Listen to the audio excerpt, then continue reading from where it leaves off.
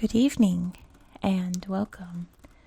Tonight we will be going over the history and geography of Caracas in Venezuela. Caracas is the capital of Venezuela and is its largest and most populous city. Now it looks from the map here that Caracas is located along the Caribbean coast, but it actually isn't. It is a bit inland and is almost surrounded by mountains, mainly the Venezuelan coastal ranges, in particular the Avila National Park, where Cerro El Avila is located. It's just outside the city limits there and is like an iconic horizon viewpoint of the city. The mountain is due north, apparently. So everyone can find north in the city, just find the big mountain. And therefore Caracas is located in this valley, which makes the city relatively cool and never too hot or anything like that. And very rainy, evidently. The Guare River flows through the center of the city. And I honestly think that's about it. For geography, those are its most important sites to notice in terms of geography. There's also a UNESCO World Heritage Site in Caracas. Let me grab the tablet and make sure that you can see it. Oops, don't flip. There we go. There we go. It is the Ciudad Universitaria de Caracas. You're probably hearing my cats rolling around. They just started play wrestling moments before I hit record. So they might be running in and out, chirping at each other. Just ignore the cats, okay? The Ciudad Universitaria de Caracas, built to the design of the architect Carlos Raúl Villanueva between 1940 and 1960, is an outstanding example of the modern movement in architecture. The university campus integrates the large number of buildings and functions into a clearly articulated ensemble, including masterpieces of modern architecture and visual arts, such as the Aula Magna with the Clouds of Alexander Calder, the Olympic Stadium, and the covered plaza. Now we'll take a look at some of these buildings on Google Earth, but I grew up in an area that boomed around the same time that Caracas did in the 20th century, and a lot of the architecture is somewhat similar to what I recognize growing up. These like overhangs and pillars and like these big like windows, like pillars and overhangs, things like that, and buildings that are very blocky. And I honestly think that architectural era is really kind of ugly. And I think that's just a personal thing. I think that's just from growing up around buildings like that and just seeing them like not cared for and dilapidated, to be honest. Where I grew up in California. Anyway, I'm not going to get into that, but we'll see when we go to Google Earth. I'll show you what I mean. A lot of Caracas is in that style, and let's talk about why that is in its history. Let's get into it. Of course, there was a very large indigenous population that would have lived in this valley. There were many different types of indigenous people groups that lived in and around the area, which was a detriment to the Spanish when they attempted to move in here. In 1557, the first attempt at building something here occurred. It was a big ranch. It was destroyed a few years later by the indigenous population, and many Spaniards tried to develop this area a couple times, and they were all destroyed by the population that already lived there. It wasn't successful until 1567, when what we know today as the city of Caracas was established. By then, the indigenous population were becoming more and more subdued and dying from smallpox as well. So this one did not get destroyed by them. In 1577, it became the capital of the Venezuela province here in New Spain. New Granada. I think this was New Granada. I think New Spain was Mexico. Anyway, of this area in the Spanish Empire. There were a lot of different agricultural industries in this area, but the one that really took off was cocoa, processing chocolate, essentially. And of course, doing that and the other agricultural ventures with slave labor from kidnapped peoples from Africa, which is one of the reasons, along with the indigenous population, why Caracas is a very, very varied population today. But there's other reasons. Let's talk about that as well in a bit. Now, since it's not technically a coastal city, pirates were not really an issue like it was in other places along the South American Caribbean coast here. But there was one very large pirate attack in 1595 that destroyed the town. It had to be rebuilt. There were also some major earthquakes in 1641 and 1755 that also destroyed the city and had to be rebuilt. In the year 1783, a man was born in what was at the time a relatively small town, a backwater area, just an industrial center, to be honest. A farming, trading center, you know. His name was Simón Bolívar. And he would go on to change South America and the world. Known as the Liberator, El Libertador. He would go on to fight for the independence first of Venezuela. Venezuela would declare its independence in Caracas in 1811. I mentioned him in yesterday's video in Carabobo. That battle was what won Venezuela its independence from Spain many years after the Declaration of Independence. He would go on to liberate many other countries from Spanish rule: Colombia, Panama, Peru, Bolivia, it's named after him, Ecuador, so on and so forth. Very important man, and we'll look at his tomb in Caracas on Google Earth as well. There's my cats rolling around. Also, during all that, there was another earthquake in 1812 that was pretty destructive to the city. Lots of earthquakes here. Very seismically active place.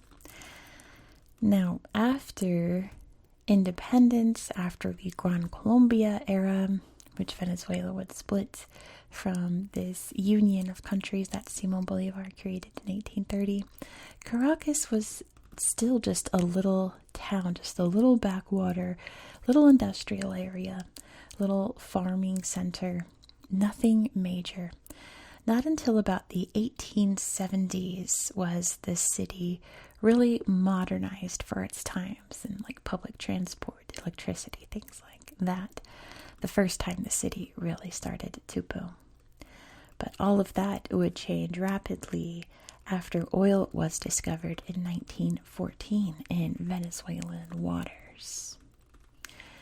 And the industry in Caracas and many other parts of Venezuela completely flipped to oil processing, oil extraction, oil exports.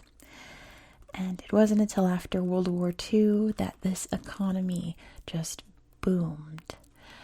The city became ultra modernized for the times. A huge population moved in from all over the world, lots of places in Europe, lots of other places in South America, Central America, the Caribbean. Very diverse population from all over the world.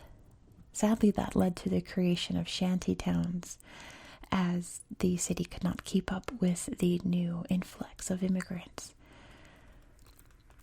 And a lot of the buildings that we'll see were built during that time. And I really think the architecture shows that. Like I said, it's very distinct architecture from that time.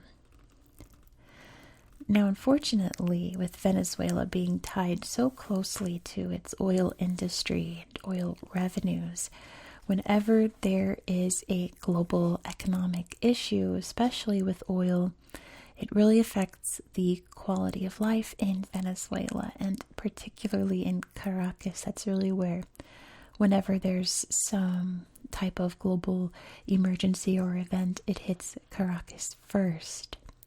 And that was very evident in the 1980s when the price of oil dipped extremely low. There were large riots in 1989 in Caracas and many other parts of Venezuela, leading to a lot of destruction and chaos. And Venezuela's never really recovered from that, in my opinion, because it was just after that that the Hugo Chavez era began. After him was Nicolas Maduro. Venezuela has a history of extremely poor leadership. Let's just put it that way. Having strong men rule the country with their interests first before the country. It leads to much lower quality of life and extreme high crime. Caracas, I read a lot of stats about how it was at one point like the most crime-ridden city in the world, the most violent crime in the world. I don't think it's that bad today, but it's still not great. I read a lot of travel advisories because whenever I'm researching, Google thinks I'm trying to plan a trip to these places, so I'm getting like, don't go there. It's not that safe. But I don't think it's as bad as it has been in the past. Needless to say, it could, oh my gosh, my cats, it could always, get worse. It really ebbs and flows with the price of oil, which is one of the consequences of having your economy tied to that. Here's my jet Jaguar. There's my big boy, my big sweet boy. There he is. Okay. He doesn't get wild often, but when he does, oh boy, he's a little hurricane. He's so sweet. But anyway, he just had a little zoomy before I filmed, and I think he's coming down from it. Probably tried to get my attention to eat. But anyway, Caracas. That is pretty much the history and geography of Caracas. Right, Jet? There goes my boy. Okay. He's going to start climbing the desk in a bit and is going to wobble everything. So let me go grab my tablet and set up the shot so that we can look at Caracas on Google Earth. Let's go. My camera's not picking it up, but the little ghosts on my nails are glowing in the dark. Halloween's next week. I'm so excited. But anyway, here we are in Caracas. But let's start by zooming out so you can see exactly where we are in the world. You can really see here that it's not a coastal city at all. You got these big mountains surrounding it. But here is Venezuela, here in northern South America. You can see the Caribbean just to the north of it. There's Colombia, Brazil, and Guyana bordering it. And yeah, Caracas is right here in the very north, but not coastal. Sorry for the cats over there. I hope they're not being picked up by the mic. Caracas. So let's start at the more historic area over here. Can definitely tell that it's older because it's all square, because that's how a lot of colonial towns are built.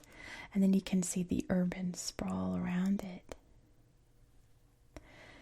All right, let's start off probably at like the heart of the city, which is probably more up here, but we're going to start down here. And sadly, Caracas isn't in 3D on Google Earth, or else I would show you these buildings that you saw in the intro. But if I tap on here, you can see them. These big buildings. So yeah, like this design style, I don't know. It's like the style that I grew up around, and I find it really ugly, to be honest. But yeah, very blocky, right? But yeah, this is the Diego Ibarra Plaza. Little splash area in the summer. And it's a big economic center and cultural area as well. Lots of little crafts being sold there. Lots of artwork all lit up in Venezuelan colors, probably for Independence Day or some other national holiday. But yeah, this is probably the more iconic buildings in Caracas.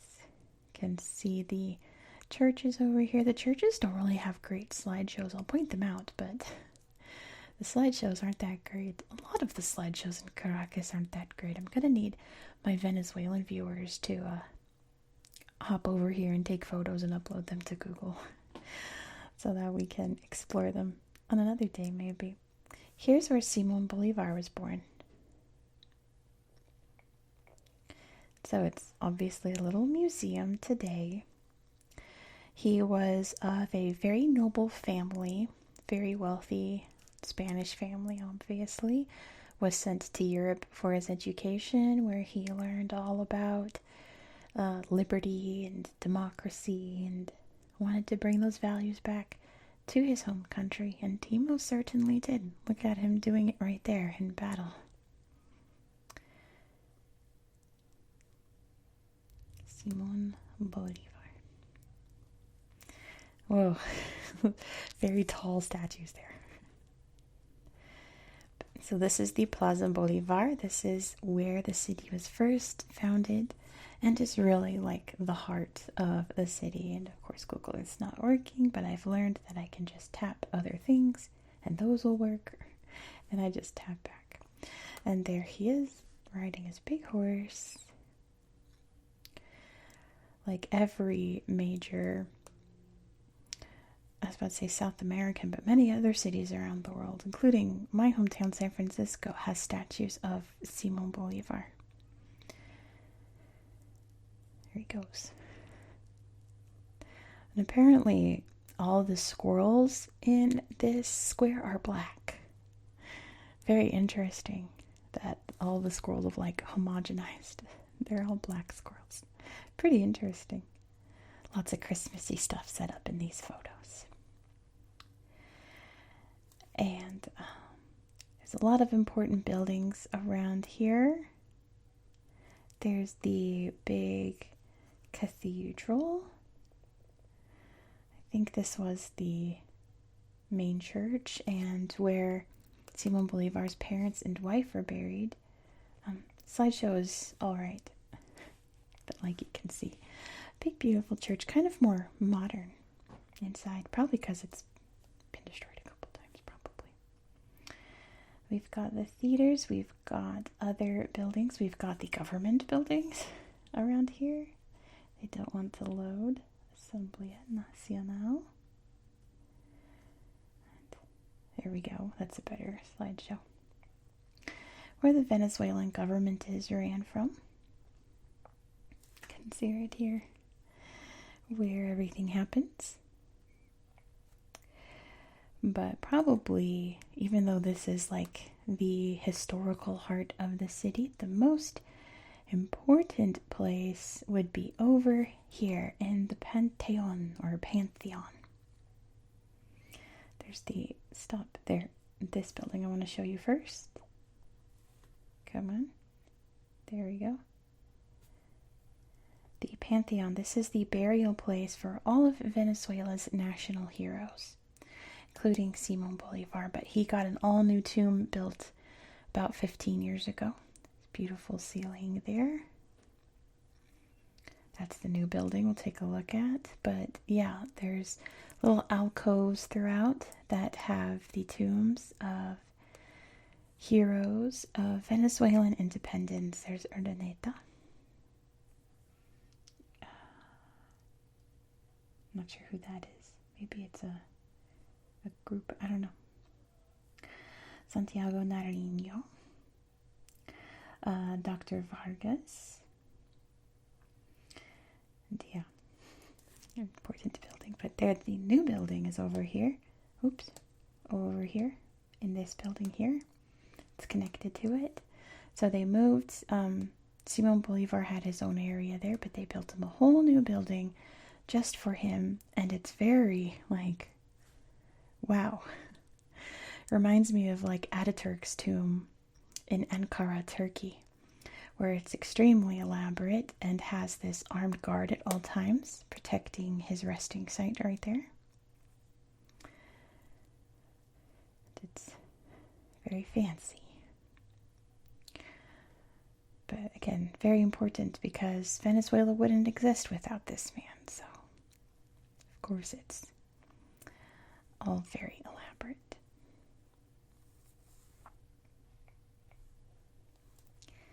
Alright, let's move over to, there's lots of other little museums and lots of art museums as well, you can see over here, near the Botanical Garden, which is one of those places when I was researching, like everyone mentioned the Botanical Garden, so I thought I'd show you. It's very pretty. Little water lilies here, lotuses, beautiful trees. You can see some of the more modern, iconic skyscrapers nearby. And yeah, this was, like everything I read mentioned this garden as a must-see. Look at the big city for the trees there. Lots of succulent cacti. So it's a breadfruit, right? I don't know. I think so. Little cactus flowers, little pricklies. Yeah. Oh, little mushies. Those mushrooms growing there, or something is growing there along the tree. Interesting. But yeah, over here is the university area. That's the UNESCO site. Let me get, there we go, the main slideshow so I can show you the buildings here. Yeah, like this style. My college campus was kind of built in this style with these very like bold color choices everywhere. This is a really cool building, but you see all these like contrasting colors put together and then somehow they work. Lots of pillars and overhangs, lots of them. All cement, of course, and bulky. This literally looks like the library on my college campus. A lot of those buildings were remodeled to look not like this. But yeah, this is like the architectural style I grew up around. Not as, that's a really neat overhang, all wavy. That's interesting, but I don't know, I just find it so like blah. It's so tacky. Bright colors. But also like kind of the architectural style. That's a pretty theater. Also a choice with the bright colors. They're very 70s, very 60s actually.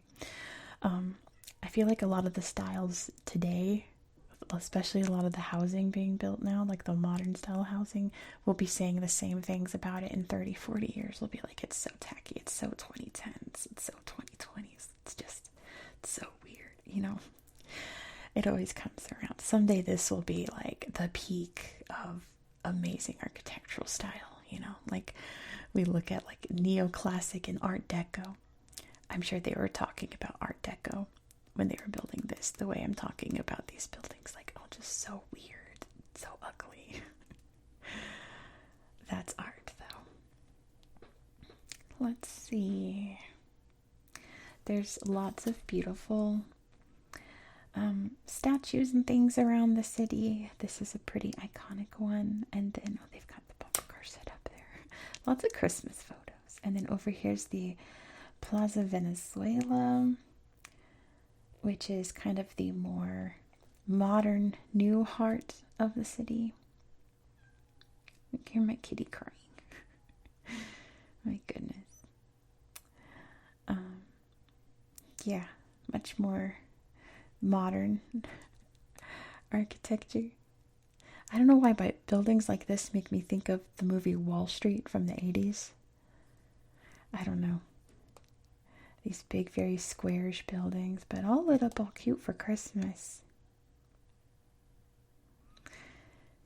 Yeah, it's very like industrial feeling. Right. Oh my goodness. The kitten can't find me. Bonnie. Bonnie. Bonnie.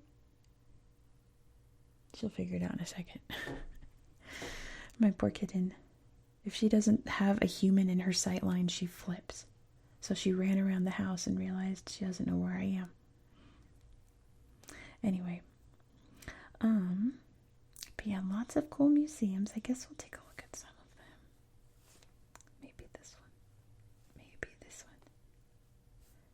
National Art Gallery.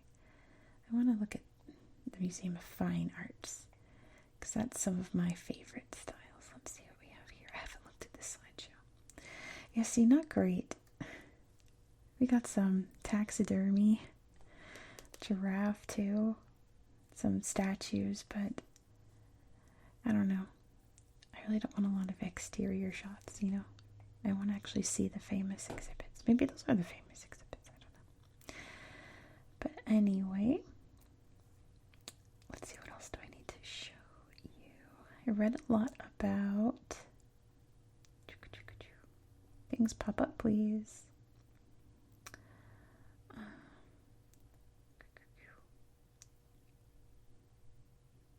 It's not popping up. Okay, never mind. Maybe it's over here. Oh, I did read about this park as well.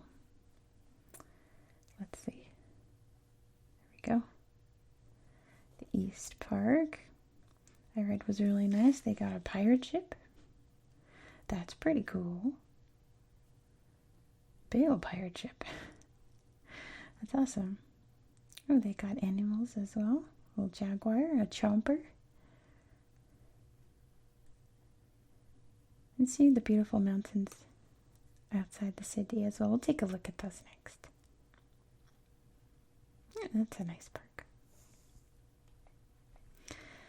So yeah, just outside the city limits, it's not within it, but we're going to look at it anyway, is the Avila National Park. These little cable cars start within the city and then go into the park. But yeah, here you can see the beautiful horizon of the city here. Are these big, big, big mountains to the north of it. The coastal ranges there. Go up to the top, get these incredible views. That's a great shot right there. The mountains I was trying to describe. Then, oh, pretty. Of course, it's all lovely, forested, but we'll talk more about this area on another day because it's within Guayras, I think, technically.